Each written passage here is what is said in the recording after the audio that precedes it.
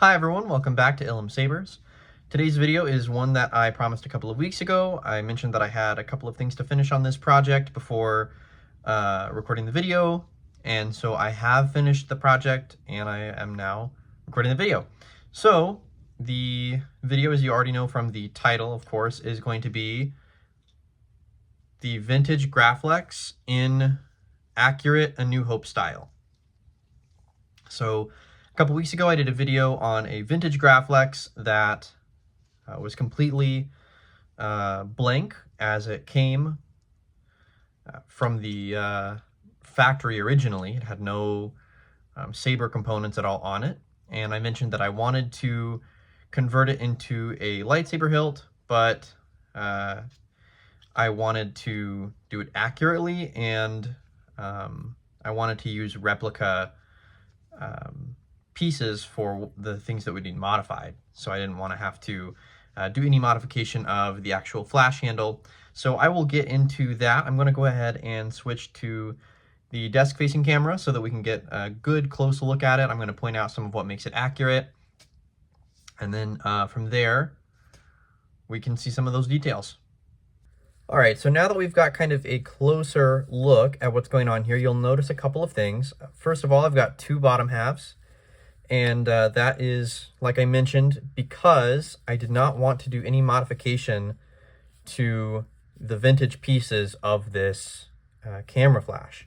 So this is the original lower tube from this 3-cell camera flash, and it's completely unmodified. No changes were made to it whatsoever. Everything is still intact. No holes were drilled for D-rings. Nothing was glued on. If I decided that for some reason I didn't want this to be a lightsaber anymore, I could pull off this bottom section, pull out this clamp card, and put this back in, and it would be as if no one had ever touched it. So kind of with that in mind, I'm going to go ahead and set this to the side, and we can go over the actual lightsaber hilt. So the first thing you'll probably notice is that the clamp lever is ajar, and there's a reason for that we'll get into momentarily. But starting at the top, you'll know from the previous video, if you watched that this vintage is an ink, a Graflex ink, which is one of the later ones that was produced. Now, we don't know for sure which type of Graflexes were used for all of the filming props, or the stunt props, or any of them. There were so many that it's really hard to track all of that down. We do know that a lot of them were Fulmers, and there is some speculation on whether or not the A New Hope hilt is a Fulmer or an ink, mostly because of some of the characteristics, like the shiny, it's not a screw, but the shiny sort of rivet here that holds this, what we call the beer tab in place. This has a different finish than most of the Fulmers, but the general consensus is that the reason the A New Hope hilt has that is because it was one of the RAF models that was shipped to the UK, and those seemed to have a bit of a different finish in some areas than most of their American counterparts at the time. Of course, they were all made in the US, but for some reason that particular batch had a little bit of a different finish in a couple areas. So there are a couple other things as well, but that's the main one that I've kind of heard.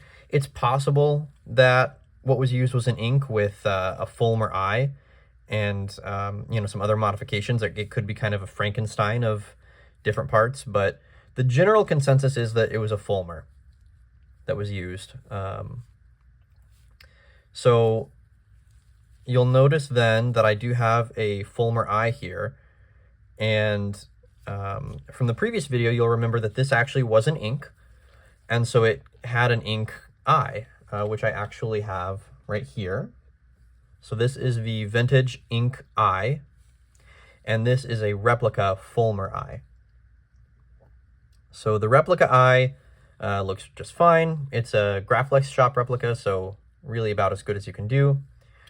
The one inconsistency you'll notice if you're really eagle-eyed, see if I can kind of switch the light. The pins in here, these little pins are stepped. So there's kind of a notch right on the pin itself where it kind of changes diameter a little bit. And that is a distinct characteristic of the later Graflex ink models as opposed to the earlier Fulmer production models. So a Fulmer will generally have these smooth pins here as opposed to what we call the stepped pins. However, since all of this is vintage, I didn't want to pull all 4 of these out just to replace them with replica parts, because these are really difficult to pull out and I didn't want to lose them. Even just switching out the glass eye, I was worried about, you know, misplacing or losing pieces, so I have to be very careful with that. But the rest of this is pretty much identical to what you'd see on a Fulmer. Except for, like I mentioned, this here would be different on a Fulmer, but it would not necessarily be more accurate to the A New Hope prop because of the way that the specific batch of RAF hilts was. This is not an RAF flash gun. So you can buy replica, unless you're lucky enough to have an actual RAF model, you can buy replica sidebars that have the RAF stamping right here. I don't have one. This is, again, just an all vintage clamp. But the RAF sidebar would have, you know, it would say RAF Royal Air Force, and then have some numbers here. So that may be an accuracy modification that I do in the future. But again, I just don't like having a lot of loose parts laying around. And because this is a vintage clamp, I want to keep it together. I don't want to have a bunch of loose parts in drawers and things and forget where they go, or what they go to, that kind of thing. Eagle-eyed viewers might notice that there is a screw right here. So this is actually part of the Graflex assembly. You've got a little square nut that goes on the inside of not just the clamp, but on the inside of the upper tube. Actually, it's got threads, and it fits into a little notch here, and then you can screw this into that nut. And what that does is it keeps the upper from being loose in the clamp, even when you loosen the clamp. So that way you can loosen it, adjust your bottom half here, and not have to worry about this going flying if you've got it kind of tilted or something like that. The A New Hope prop, to my knowledge, actually does not have this screw present on it. You don't need it. But again, this is a vintage, so I wanted to keep all of the vintage parts with it. And so the screw and the nut are both part of the vintage camera flash. Those, I have taken those apart for some photo shoots and things like that, taken them out so that you can just have kind of the more accurate look. And that's an easy thing to change if I ever want to do that. But for now, I would really prefer to have all of it together. So that's a small price to pay, in my opinion, for kind of keeping it all together. Next, you have this bubble strip here. And this is from Wanawanga. It's their, they call it their pinched bubble strip. So it sits, an accurate bubble strip actually will sit between, see if I can kind of get the camera aligned here. Yeah. So it will actually sit between these sidebars, or the clamp kind of control box rails.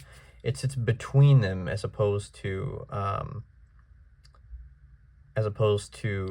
underneath. Like most clamp cards fit underneath the rails of whatever they are attached to, like the V2 or the Hero or whatever.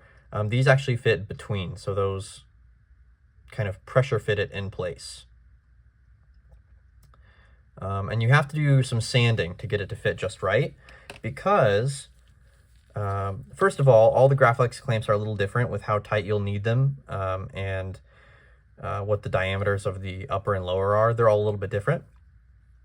But also because the clamp card, the bubble strip, has like a pressure fit kind of thing. So you want it to be just right so that when you close the lever on the clamp, it can't close all the way. You want it to be kind of at this 45-degree angle, kind of halfway closed, halfway open, because that's how the actual prop was, accuracy-wise. So you want it to be actually a little bit too thick for the clamp when it's closed. So you want to fit it while it's open, get a nice smooth fit, but then test it to make sure that it's a little bit too thick to close it. And then moving down, we've got our replica bottom here. The replica bottom has several accuracy pieces that you might notice. For one, all of the grips are different lengths, and that's true of the actual A New Hope prop. All of the grips are different lengths. They're also all spaced unevenly. So you'll see there's a good bit of space here, but then on some of these others, particularly here, these are a lot closer together. And that is by design. That is mimicking the real prop.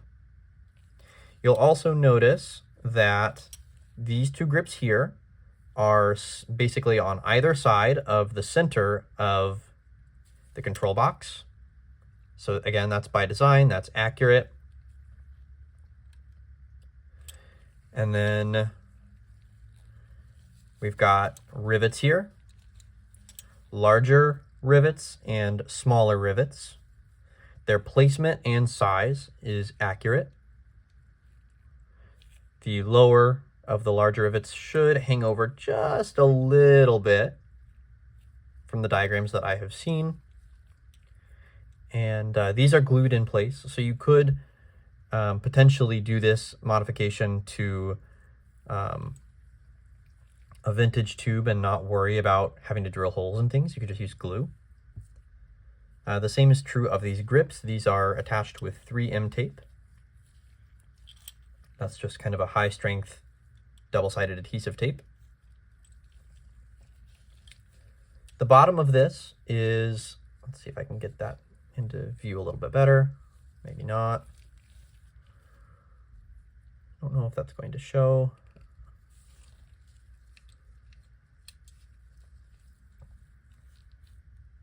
Maybe it will, maybe it won't. There we go, that's not too bad. You can see that's a Fulmer stamping on the bottom. Again, this is a replica, but got Fulmer stamping on the bottom because that's what is believed to be accurate, along with the replica Fulmer eye on top. So this makes this more of a Fulmer Graflex. And then we've got the D-ring here as well. And the D-ring placement is accurate. The D-ring should be pretty much perpendicular to the control box. And the D-ring clip should also be kind of asymmetrical. So you can see that is also the case here. I don't know why I won't focus, but this is sanded in such a way that it's not symmetrical, which the real one also was not. So those are the primary modifications to this. Again, like I said, I wanted to do this for a couple of reasons. One, I didn't want to do too much modification to anything that was vintage. Now, most of these modifications here actually can be done without permanently modifying the bottom tube. You can mount these grips and glue the rivets and even attach the D-ring and these little rivet heads with E6000 or some other glue, but E6000 is what people generally use. And you can do that. I've seen lots of people do it, but my preference generally is to have a replica bottom. That way, for my display, if the mood ever struck me, so to speak, you can undo the clamp, remove the replica lower half, and then put the vintage lower half on in its place. And then now you've got a camera flash again instead of a lightsaber. And you can see that this is loose in here, so it's not tight until you clamp down on it.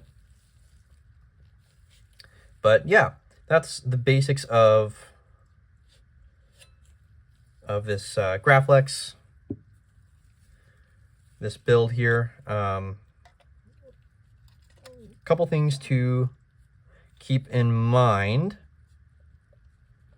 You might find that you've got some diameter differences between upper and lower halves, whether they're vintage or replica.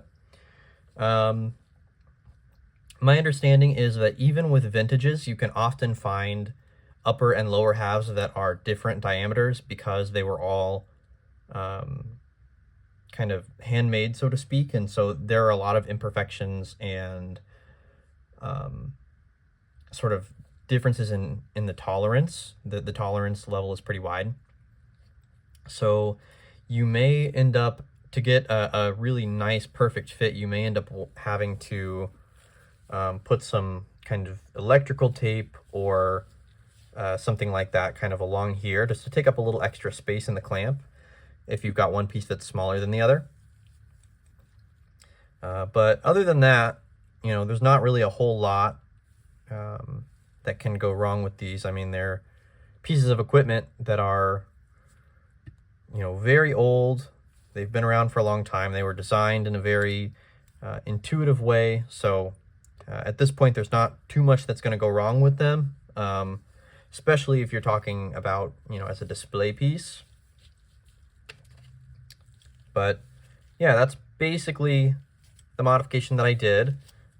You'll see here when I've got this card right where I want it, probably right about there, go ahead and pull the lever down and give it a nice tug, and that is as far as it'll close. So that's basically what you want, and that is still tight enough to keep the upper and lower halves in place. So